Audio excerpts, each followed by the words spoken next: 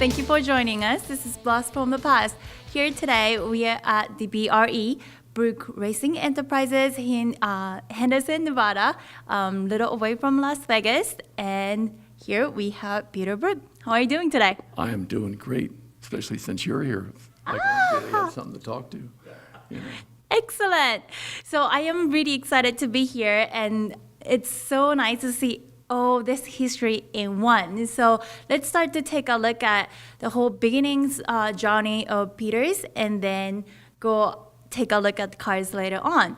So starting from this whole birth of you and this whole car journey, tell us about the story. Well, I've been a car guy all my life. I really started working on cars when I was about 12 years old. My first job was working in a little garage, sweeping the floors and cleaning up tools and stuff. And found a broken down MG. That was my first car there. And the guys in the shop helped me fix it up. And so I really got hooked on cars early. And I began reading a lot on automobile history as well as working on the cars. But my goal at that time was that I wanted to be a race driver. You know, I mean, here I'm 12 years old, and I've already set on my life that I want to be a race driver. So I didn't know yet what it cost to be a race driver. But by hanging out with all these guys that were going racing every weekend, and I'd go with them, I began to understand what it costs. So I began thinking, what am I going to do besides being a race driver? Because I didn't have the money to be a race driver, so I'd have nothing. So I thought, well, I'm going to have to go to college and study engineering, and maybe that will help me get into it. But that really wasn't very successful. And then I heard about a school in Los Angeles called the Art Center College of Design. And I went down there on my Easter vacation and found that they taught you to design cars down there. And that's where I found my true love. So I started going to school there, and had a great time, great instructors, and met some of the top people from General Motors who eventually I called, and I got a job back at General Motors when I was 19 years old and went to work. But to give you a little idea, during this, I started out running this MG, and then as I got a little bit older, I really got into working with hot rods, because that was really what was going on in Southern California at that time. And the overhead valve motors were just coming in at that time. The Oldsmobile and the Cadillac, and then the Chevrolet engines.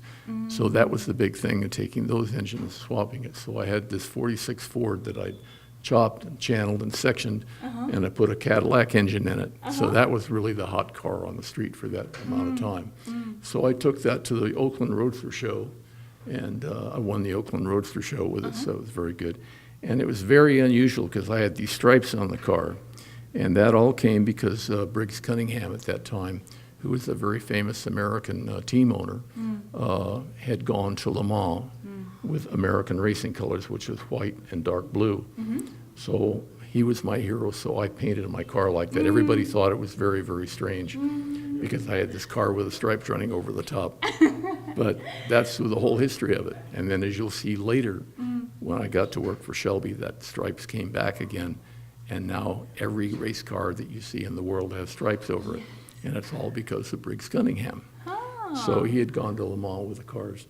So anyway, I went to work for General Motors, and I had a chance there to work on some very interesting projects. And one of the first ones that I worked on here was a small car, because I had talked to the vice president of styling, and he said, what do you think about all these cars we're doing at your GM? And I said, well, there's not very much here for kids like me. I'm 19 years old. I said, when I was at school, you know, you either went out and bought a used car or whatever. And I said, with the economy of scale at General Motors, we can build a beautiful little car that you can use on campus for $1,000 a car.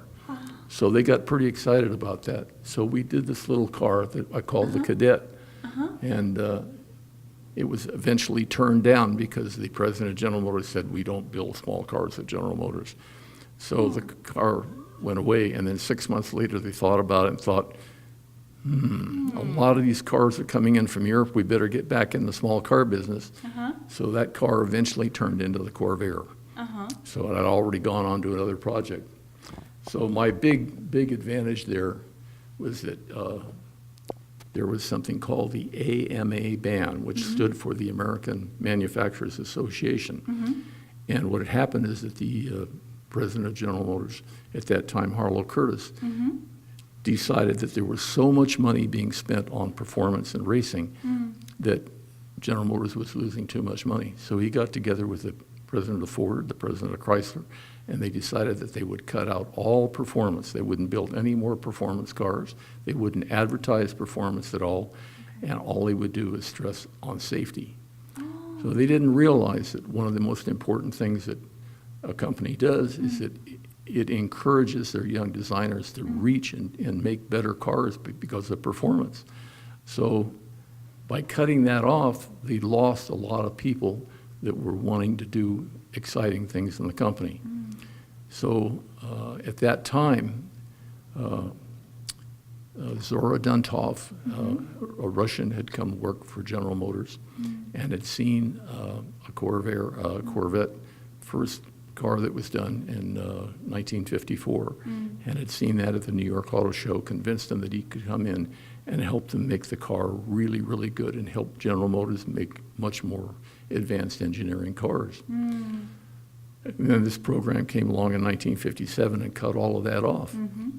So at that time, there was a transition with the head of General Motors styling, and he was retiring, and a young man who had started out there in 1930s is going to take over.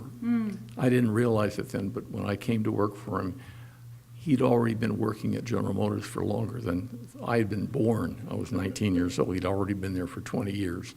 So he was my boss, but he loved racing cars, and he didn't care what management said about no more racing. He decided that he was going to build a new race car, and it was going to be a very, very special car. So he got together from the engineering standpoint with Zora Duntov and made something that was better from an engineering standpoint with full independent suspension, and the new V8 engine, and the new fuel-injected Chevy. And that car eventually became the Stingray. So Mr. Mitchell, who had taken over that time, had gone over to Turin at the International Auto Show in Italy. And he had seen all these beautiful little Italian streamliners that all had little shapes over each fender and a crisp line all the way around. And he came back with a whole set of photographs, and he showed it to us in the studio, and he said, "This is the direction that I want to take." So from that, we worked for weeks and weeks and came up with a bunch of photographs. But that particular sketch that you see there, I did in November of 1957. And Bill came in the studio and saw that sketch, and he said, "Okay, that's the direction that we're going to go." And it took 6 years from that car till the final production Stingray that you're going to see outside. But during that interim period, we built this beautiful little race car here. And that was called the XP87. And the interesting thing was is that still management was very anti-racing. So when they discovered that he had done this project secretly, they were pretty upset with him. But they said, "Okay, if you want to run the car, you can run it privately, but you have to pay for it yourself. You cannot put the Chevrolet name on it, and you cannot put the Corvette name on it." So he called it the Stingray. And he raced the car privately with his own team. But as soon as it came out with all the people, they saw the car, and it was such a hit that it convinced management that they should go back and put the Corvette back on the line of important cars for General Motors. So this is the car that really turned it around, and Bill Mitchell was the guy that did it. So I worked through that whole era, but I was still, my main goal was to be a race driver. So I had left General Motors. I went back to California, bought my first race car, which was a Cooper and then a Lotus, and I was racing that in California. Getting exciting. Yeah, it was getting pretty good. And let's talk about a little bit for those really famous two-pieces window, the one-piece window, before we go to our Shelby section. So what's really going on over there? Well, when Bill Mitchell designed the Corvette, I, of course, had designed the car. I did all the work for him designing the car, and I designed it with a one-piece window. But he came in one day and he said, "I want to put a split right down the back of that window and put a fin down there." And we wondered why he wanted to do that. he had a great affinity for a very classic car called the Bugatti 57 SC Atlantique Coupe, which had a magnesium strip that had been riveted down the center of the car and 2 windows in the back. And it was a very, very famous design. So that was his homage to that classic tradition. So he put that window in there. Now, there was a big problem with that because when Zora Duntov came in, who was head of Corvette engineering, came in and saw what Bill Mitchell had done by putting that split down the back end, he was really upset. And he said, what is this? This is a stupid idea. So he got in a major, major fight. So we have the head of the Corvette engineering program and the head of General Motors styling shouting at each other in the studio at the top of their lungs. And finally, Mitchell threw him out of styling. He said, you can't come back in here, and we're going to build a car with a split window on it. And Zora said, you're not going to build it with a split window. It's going to go into production with a single window on it. So finally, they had to sit down with the head of General Motors at that time, with Ed Cole, and he said, Bill, you're going to get your split window, but just for 1 year. And that's the first year in 1963. So the car was only built in 1963 with a split window. And then in 64, they went back to the single window. So they each got what they wanted, and the car ended up with a single window. But now, when you go back and look at the classic design of the car, the split window car is the one that everybody wants because it's so rare. So that's the little story on it. So Let's talk about Shelby now. Well, let's talk about Shelby now. So when I left General Motors to go back out to California to be a race driver. And at that point, I was working for a great, great racer in Southern California named Max Balchowski. And we were building Buick-powered specials at that time, racing against all the Maseratis and Ferraris. And at that time, Carol Shelby had just won Le Mans. And so he was at the top of his career, and he came back, and he came into the shop, and he made a deal with Max to drive the car that we were building. And so I got to know Carol Shelby during that period of time. And Carol decided that one of the things that he wanted to do is he wanted to start a school for race drivers. So long story short, I ended up being Carol's first employee and running his driving school for him at Riverside Raceway, which I thought was a great job because all I wanted to do was drive race cars. So this gave me the opportunity to drive race cars every day and learn the track and spend hours out on the racetrack. So I got a lot of practice in. But then the opportunity came along to develop the Cobra into a car that we would take to Europe.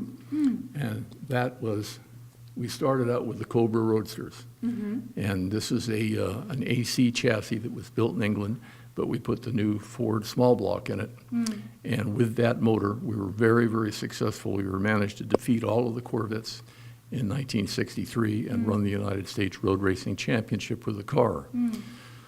So Carol now realized that the car was very, very fast, but he wanted to go over to Europe and take that car to Europe. There was only one problem. A standard Cobra Roadster only has a top speed of about 165 miles an hour because the aerodynamics are so poor, but it's very lightweight, so it's very successful on the short tracks, and that's what we have in the United States. Most of our tracks are only about 2.5 miles around.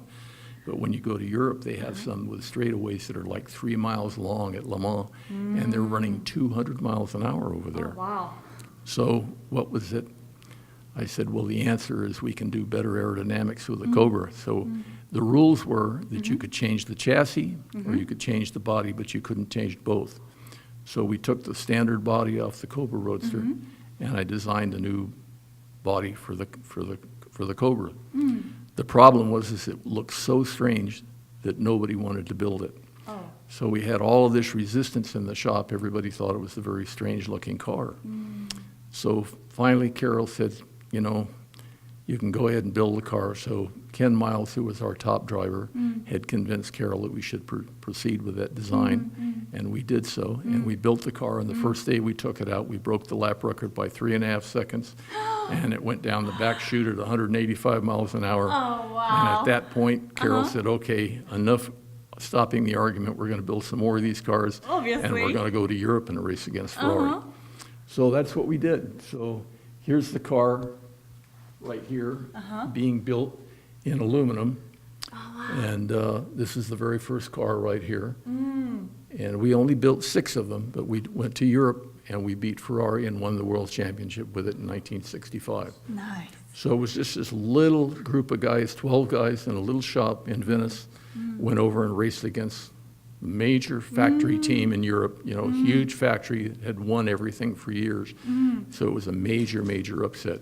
Wow. So this is Carol right here, famous old Carol Shelby. And this is the Cobras that we built. And then we went in to build all these roadsters. And then we built the coupes and won the World Championship with it. So then that was so successful that at that point, Lee Iacocca was the president of Ford Motor Company. And they had just introduced the Mustang. And he said, Carol, he said, I'd like you to make a race car out of that. So the next project was to make the Mustang into a race car. So we made all the modifications to it. But the main thing that made it identifiable, because they were trying to make the car look like a race car. So I suggested that we should put the 2 stripes that I had on my high school car on it. We put those stripes on the GT350, and that became the signature for the car. So since that time, now every manufacturer, when they build a car that they want it to look racy, they put stripes over the top. But it all came from that little car that I ran in high school. Wow. Let's go back a little bit about Cobra. Did you ever had a chance to drive that car? Well, I was actually a development driver for the Cobra Coupe because I had worked at Shelby's driving school out of Riverside. So I did all the initial driving on the Cobra Roadster. And so Carol, of course, had promised me a ride in the car. And when it came to finally choosing a driver for it, he brought out one of the top drivers in Southern California because we were going to introduce the car. And his name was Billy Krause, really a top driver. So we went out on the track, and I was slightly faster than Billy, but I'd only had about 7 SCCA races at that time. And I was really upset because Carol selected Billy Krause to drive the car instead of me, and I was really upset. But he made the right decision because Billy was a terrific driver with a lot of experience, and that was a smart move. But I didn't have enough maturity to see that at the time, so I was very angry. But it all turned out right because I got to design the next car, which was the Daytona Coupe. So I ended up having more fun being a designer than a race driver. So when we built the first car in California, and it was very, very fast, and we went to Daytona with it, and we went to Sebring with it and won our first race with it, and then went over to Europe, and then we won Le Mans with the car, and the car was very successful.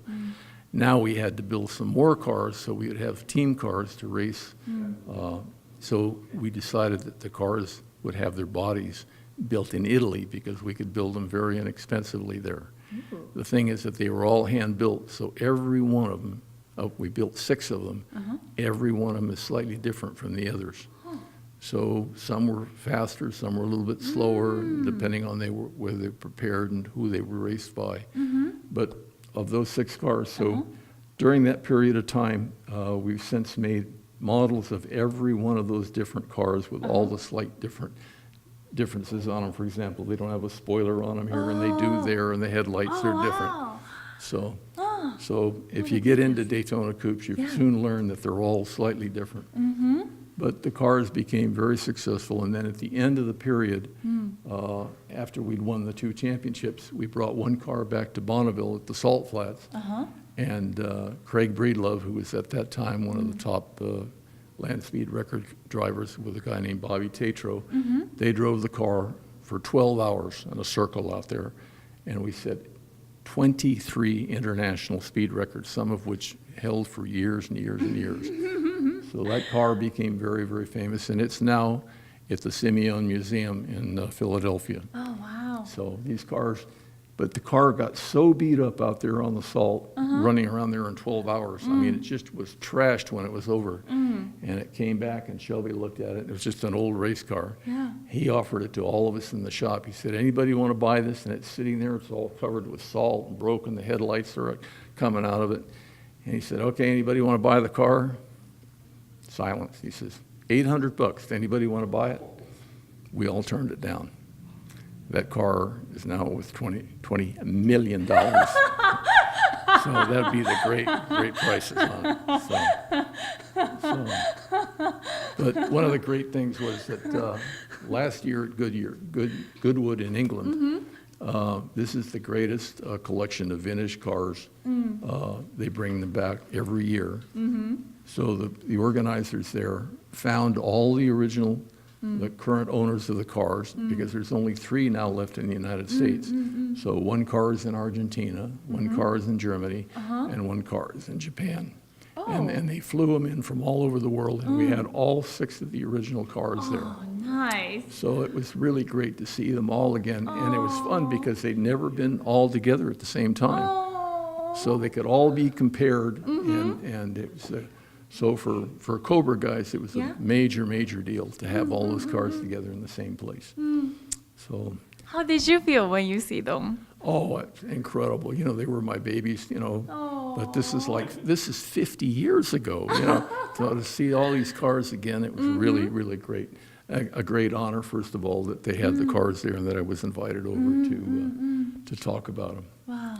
So that was pretty much the end of the Cobra era for me. And at that point, I got out of racing for a while and started building hang gliders and flew hang gliders for several years. We won the World Championship 6 years, and people didn't know anything about hang gliding. But hang gliders, we were flying at 15,000 feet and flying 300 miles. That's what it took to win the World Championship. So that's a whole separate era that's out of cars, but a very exciting era in my life on it. And then later came back and started running cars again. So we'll talk about that a little bit later. Stay tuned. Now we're going to go over all this BRE Japanese history. I started to recognize all those numbers on the body after this year and later on. What are the significance? Well, the importance of this is that at that time, the Japanese were really trying to come into the American market and compete with the European cars. But there was very little respect for Japanese cars at that time. Everybody thought Japanese stuff was junk. But there was really some quality things going on over there. But the perception in the American market, the Japanese cars were not very good. And the main reason for that is that the Japanese had bought licenses from primarily English and French cars, which weren't designed to run on freeways. They were designed to run on little roads over in Europe. So when you brought that type of car over here and you put them on the freeway, they blew up. They got hot, they didn't work. So all of that had to be re-engineered. And during that period of time, I began to work with a little company in Japan called Hino, which is now one of the largest truck and bus manufacturers in the world. But at that time, they had a small automotive division and very high quality and great people to work with. So we began racing their cars here. And the big breakthrough was at the Times Mirror Grand Prix, which was the biggest money race in the United States at that time. It's held out at Riverside. So the Times Mirror Grand Prix, we had the top drivers and cars coming in from all over the world. So as the opening event for that, we had a little race for sedans because the SCCA at that time, the Sports Car Club of America, did not recognize sedan racing.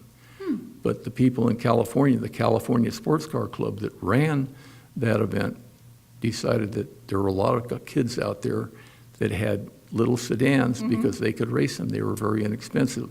So this was an opportunity to take a little Japanese car and demonstrate it in front of 85,000 people.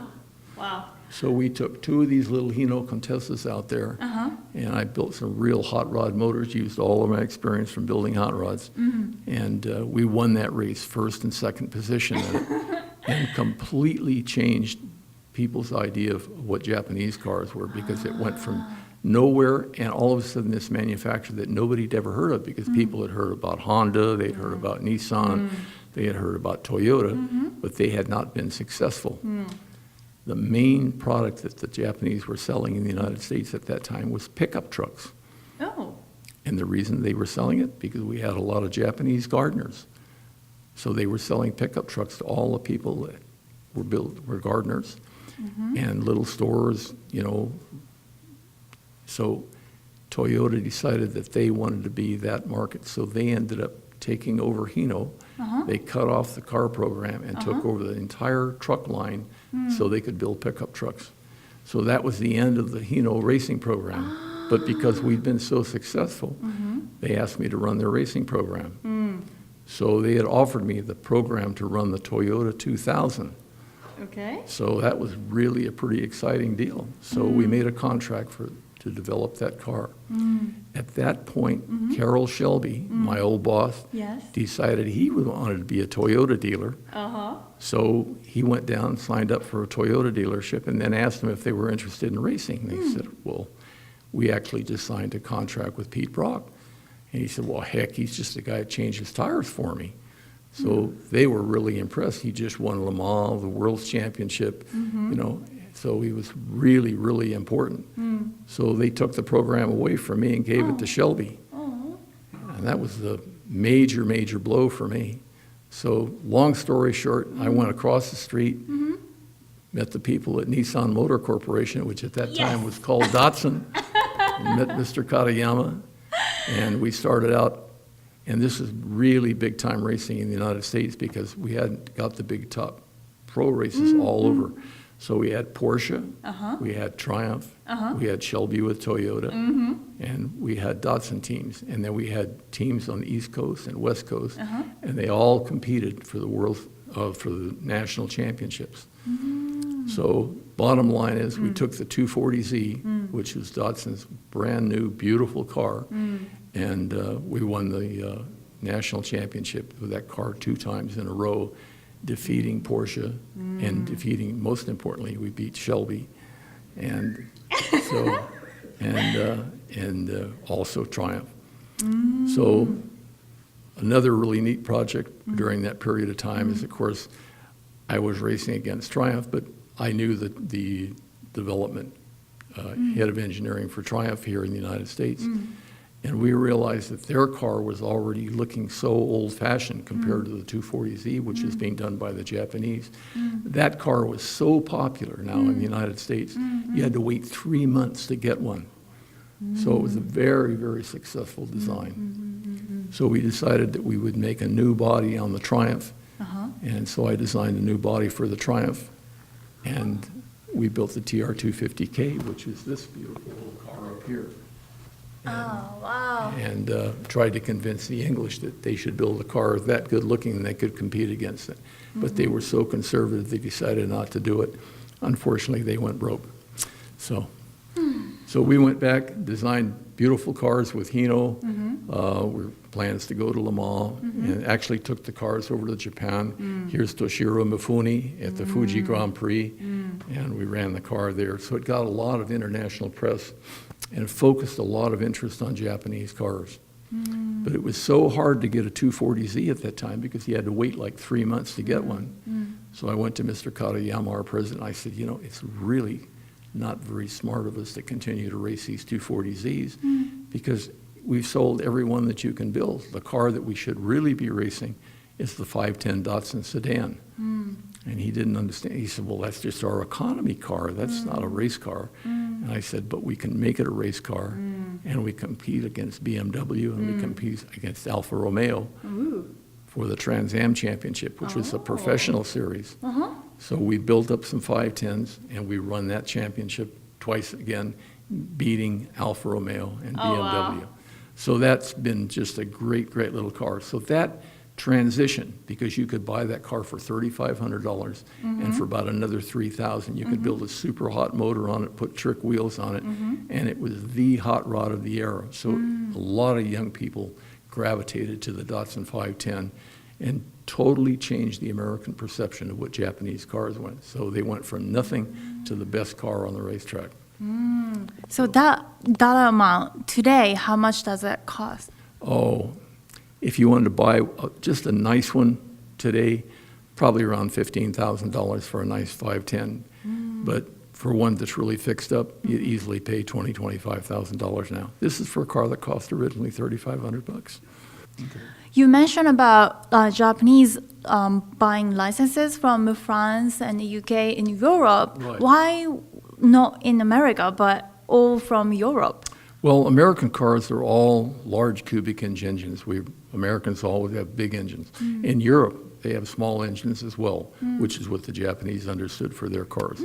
So they started out thinking they would copy what they thought was the best successful cars out of Europe. But they didn't work in America because our speeds are so high over here, they didn't work.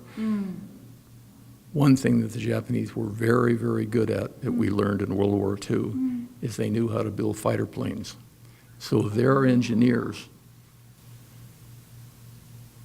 in the Prince Company, who had built the Japanese Zeros, they joined with Nissan and they designed fantastic engines for the 240Zs. Oh. And with those engines, now we could be really successful against Porsche and BMW. So it was really the Japanese aero engineers, all their background people that had designed airplanes were very, very advanced.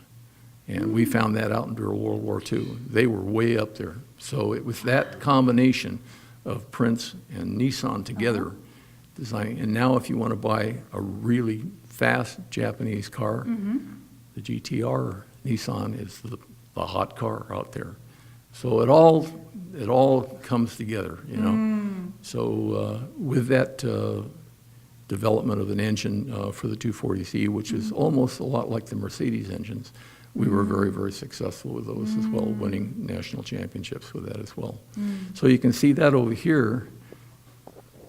So when we took over the factory program from Datsun and raced the 240Z, one of the things I did to make them acceptable for the American market, painted them red, white, and blue. So that brought some American look to the car. So we ran those cars in red, white, and blue, and that made them very acceptable to the American market. And of course, it was a great, great design, great looking car, and became very successful. So it was this little car here, and you can see this car, really a gorgeous car. It's still great. And it's become a classic design now. So even to find one in used condition, the prices are really, really getting up there. So it was an honor to have the companies make these little models of the cars. But as I said, we were so successful with these that you had to wait 3 months to buy one and convince Mr. Katayama that we should be racing the Datsun 510, which was this little sedan here. And this is the little economy car, but with just a little amount of work on it because the motor was the same design as the 240Z. We'd done all the development on that, and it became a very, very successful race car because it was light, had four-wheel independent suspension, disc brakes in the front, everything that you needed for a little sports sedan. And it became very, very successful, and we had a lot of great classic races running in the Alfa Romeos. This is the final race that people are still talking about up in Monterey, where we had this final shootout with the Datsun team against the Alfa Romeo team. And this is our team here with our Hino truck in the back and running the cars against the BMWs. Beautiful. So we had a great, great time with those cars. They were really a lot of fun. And the main thing was that it created a whole youth market for Japanese cars and a great following. So it was the whole transition that made Japanese cars really popular in America. So these are the 3 cars that we raced with Nissan. We started out racing the little roadsters. We ran those for 1 year, won the championship on the Pacific Coast with them, then switched to the 240Z, run 2 years with those, and then 2 years with the Datsun 510, 71, 72, winning the 2.5 Trans Am Championship. And then our hero was Mr. Katayama here, who was the wisest automobile executive that I've ever worked for. I've worked for everybody. I've worked for everybody, and he was really a great, great guy because he really got it. He understood what we could do with the cars, and he let us really do what we wanted, and it was great fun working with him. And John Morton was our top driver, and won 4 national championships with John. So the cars became very famous. So that was about the whole story. That's the whole era.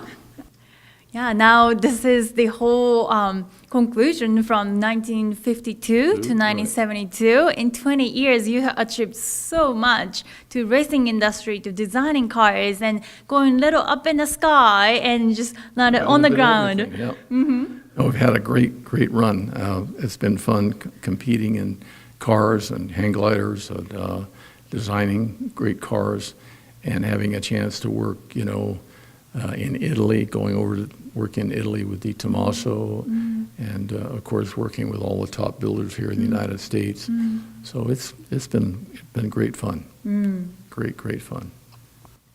Now we talked about all this amazing history, then we get to actually see those cars and not just numbers, and then we can see the car itself. Let's go take a look outside. All right.